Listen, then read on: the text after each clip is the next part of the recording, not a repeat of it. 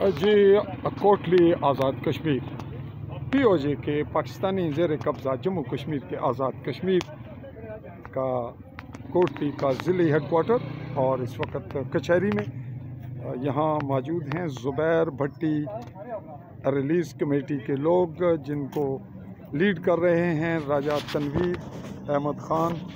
और इस वक्त ये वफ़द मिलने जा रहा है हुकूमती नुमाइंदे डिप्टी कमिश्नर को मीरपुर कोटली में।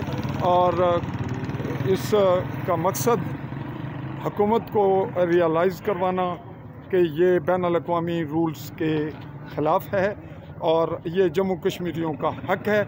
उनके लिए इस बॉर्डर की हैसियत क्या है और क्या नहीं, ये बहुत से डॉक्यूमेंट भी साथ रखे हुए हैं और आगे बढ़ रहे हैं। यहाँ दीगर अहम शख्सियात में कुछ दोस्त हैं जिनका तारुफ हम साथ साथ आपको देते रहेंगे।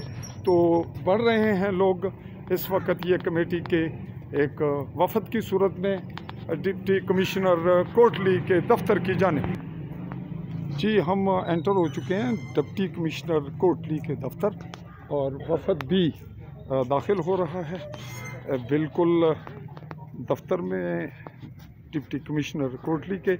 मैं आपसे मुखातिब आ रहा हूँ चौधरी फैज़ल रहमान, आली न्यूज़ के प्लेटफॉर्म से।